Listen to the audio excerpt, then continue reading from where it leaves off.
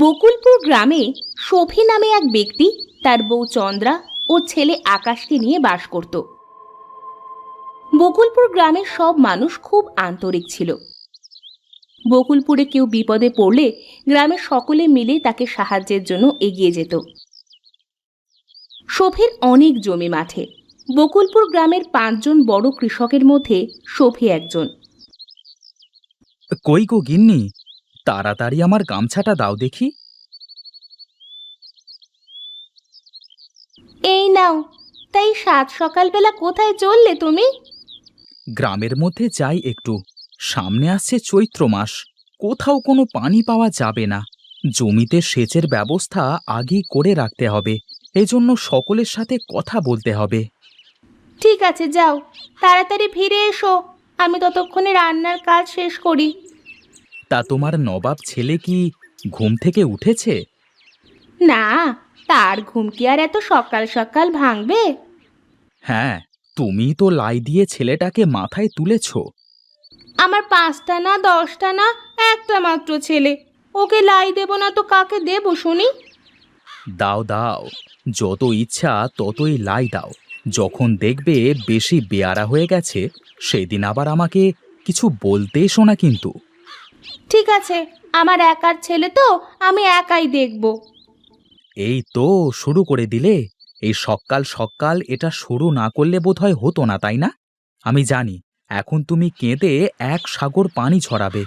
আমারও সব দেখবার সময় নেই, আমি চললুম। শফি গ্রামের মধ্যে যাওয়ার জন্য বেরিয়ে পড়ে। চন্দ্রা তার কাজে চলে যায়। কোথায় চললে শফি ভাই, এই সকাল সকাল? গ্রামের মধ্যে যাই একটু। কেন, কোনো দরকার আছে নাকি? শুধু আমার দরকার না বাবলু, আমাদের সকলেরই দরকার আছে। আরে তুমি খুলে বলো দেখি শফি ভাই। বলি, সামনে ভরা চৈত্র মাস, মাঠে চাষ করতে হলে তো পানি সেচের ব্যবস্থা করতে হবে তো নাকি? হ্যাঁ ভাই, সেটা তো করতেই হবে।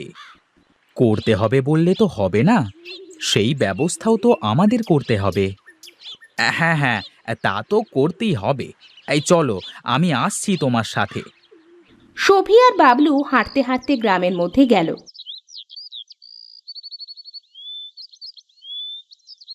তারা এক এক করে অনেকের সাথে কথা বলল। সবাই শফি আর বাবুলের কথার সাথে একমত দিল। সবাই শফির ওপর বিশ্বাস করে, কারণ গ্রামের মাঠের অর্ধেক জমি প্রায় শফির। এত জমি জমা থাকার পরও শফি কারো সাথে কোনো খারাপ ব্যবহার করে না, নিজের সম্পদের অহংকার করে না। এজন্য সবাই শফিকে খুব ভালোবাসে। তাহলে এখন আমাদের কি কাজ করতে হবে শফি ভাই? আমাদের সকলের কোদাল নিয়ে গিয়ে মাঠের পাশের কেনালটায় ভালো করে কেটে গভীর করতে হবে, যাতে করে একটু বৃষ্টি হলে পানি ওখানে থেকে যায়। ঠিক আছে ভাই, চলো এখন বাড়িতে যাওয়া যাক। হ্যাঁ হ্যাঁ চলো। তোমার ভাবি আবার রান্না করে বসে আছে, তাড়াতাড়ি গিয়ে দুটো মুখে দিয়ে আমি একবার বরং মাঠ থেকে ঘুরে আসব। তাই করো। বেশ, ও বেলায় আমরা সকলে গিয়ে কেনালটা কেটে আসবো তাহলে। শফি আর বাবলু যে যার বাড়িতে চলে আসে।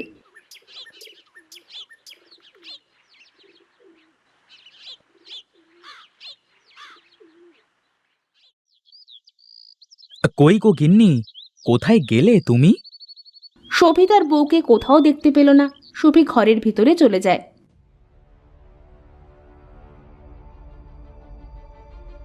এ কি, আমি বাইরে থেকে ডেকে ডেকে গলা শুকিয়ে ফেললাম, আর তোমরা দুই মা ছেলে এখানে? সে কখন থেকে কয়টা খাবার দিয়ে বসে আছি, কিছুতেই খেতে চাচ্ছে না। কি হয়েছে বাবা তোমার, খাবার খাচ্ছ না কেন? আমার এই খাবার খেতে ভালো লাগছে না বাবা। তাহলে তুমি কি খাবে শুনি? এইভাবে কথা বলছো কেন আমার ছেলের সাথে তুমি? কিভাবে কথা বলছি? আর কথায় কথায় আমার ছেলে বলো, বলি ছেলে কি তোমার একলার? ওহ, তোমরা কি এভাবে ঝগড়াই করবে নাকি? না বাবা, বলো তুমি কি খেতে চাও, তোমার বাবা তোমাকে তাই এক্ষুনি এনে দেবে। আমার বড় বড় রসগোল্লা খেতে ইচ্ছে করছে। এটা কি কথা? এখন এই সময়ে তো ভাত খাওয়ার সময়, এখন তুমি খেয়ে নাও বাবা। আমি সন্ধেবেলায় হাট থেকে তোমার জন্য বড় বড় রসগোল্লা এনে দেব। তুমি কি গো, আমার একটা মাত্র ছেলে, তুমি এখনই যাও না হাটে? হ্যাঁ বাবা, তুমি এক্ষুনি এনে দাও। বেশ, তাই হবে। তার আগে আমাকে কিছু খেতে দাও, আমার খুব খিদে লেগেছে। বেশ, তুমি বসো, আমি তোমার খাবার দিচ্ছি।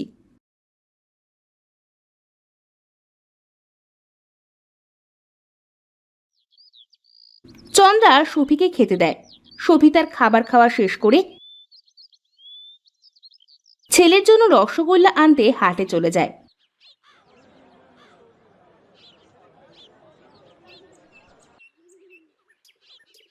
হাট থেকে রসগোল্লা কিনে এনে ছেলেকে দেয়। আকাশে দেখতে দেখতে সবগুলো রসগোল্লা গড় গড় করে খেয়ে ফেলে।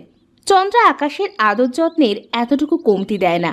সফিও ছেলেকে অনেক ভালোবাসে, কিন্তু সফির মনে শুধু ভয় হয়, এত আদর যত্ন পেয়ে ও যেন বিগড়ে না যায়।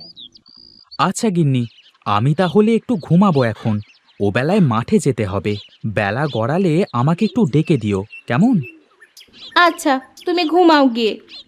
সফি ঘরে গিয়ে ঘুমাতে থাকে।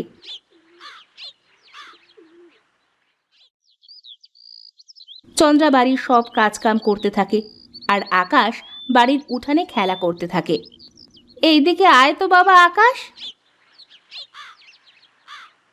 হ্যাঁ মা, বলো। ওই রোদের মধ্যে খেলা করলে তো তোর শরীর খারাপ করবে বাবা। তার থেকে বরং তুই এই বারান্দায় বসে খেলা করো বাবা। ঠিক আছে মা। আকাশ খুব বাধ্য ছেলে, সে তার মায়ের সব কথা অক্ষরে অক্ষরে পালন করে।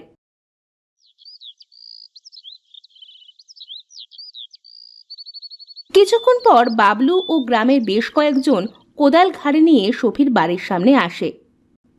ভাবি, ও ভাবি। কে? ও ভাই, আপনি বলেন। সফি ভাই কই? সে তো ঘুমাচ্ছে।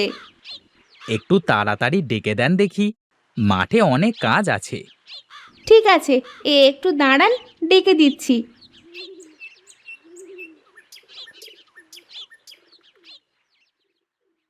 কই গো, ওঠো, সবাই তোমার জন্য দাঁড়িয়ে আছে যে।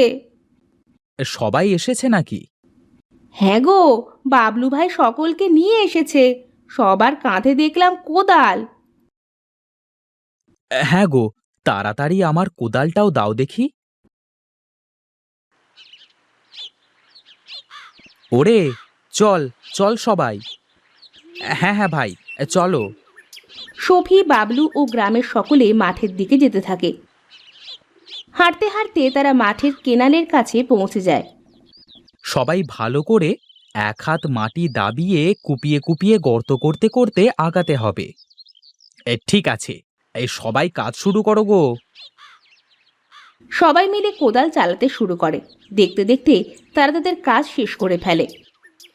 ওহ, গা ঘেমে যেন গোসল করে ফেলেছি। এর নাম কোদাল মারা ভাই। গায়ে শক্তি না থাকলে এ কাজ হয় না, গা তো ঘামবেই। হ্যাঁ, তাহলে এখন বাড়িতে যাওয়া যাক। এখন শুধু বৃষ্টির অপেক্ষা। হ্যাঁ, দেখা যাক। সবাই চলো। সবাই বাড়িতে চলে আসলো। বৃষ্টির জন্য সবাই অপেক্ষা করতে থাকে, কবে যে একটু বৃষ্টি হবে। মাঠের মাটি ফেটে চৌচির হয়ে গেছে। বকুলপুর গ্রামের মাঠে যেন মরুভূমি ভর করেছে। কোথাও কোনো পানি নেই, কোনো জমিতে চাষ দেওয়ার মতো কোনো পরিবেশ নেই। সব কৃষকের অবস্থা খুব খারাপ। অনেকের ঘরে খাবার শেষ হতে চলেছে। গ্রামের সবাই খুব হতাশ হয়ে পড়ে। একদিন গ্রামের সকলে মিলে সফির বাড়ির সামনে আসে। বলো সফি ভাই, এই বিপদে আমাদের কি করবার আছে? বিপদে সবসময় সবুর করতে হয়। বিধাতা বোধ হয় আমাদের পরীক্ষা নিচ্ছে। এভাবে চলতে থাকলে তো সবাই না খেতে পেয়ে মারা যাব।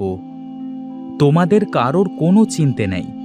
যতদিন না কেউ চাষ করতে পারো, ততদিন যার যার খাবার শেষ হয়ে যাবে, আমার বাড়িতে এসে চাল ডাল যা লাগে নিয়ে যাবে। কিন্তু এভাবে কতদিন চলবে ভাই? যতদিন না আমরা আবার নতুন করে চাষ করতে পারি। গ্রামের লোকজন সবাই সফির কথায় খুশি হয়ে বাড়ি ফিরে যায়।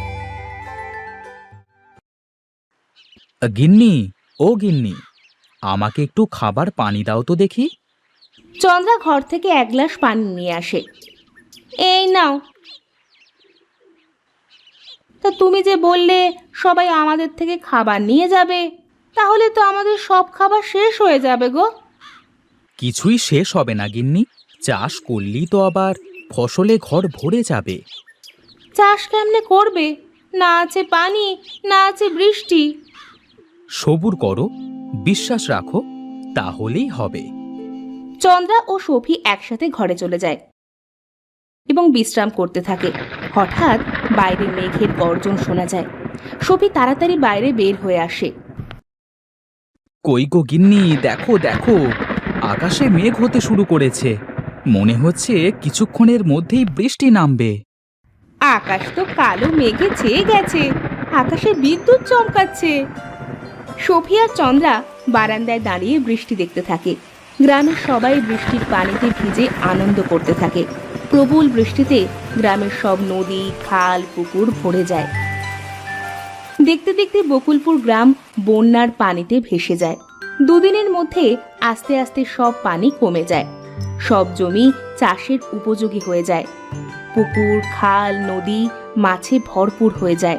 বকুলপুর গ্রামের সবাই আনন্দের সাথে চাষাবাদ করতে থাকে।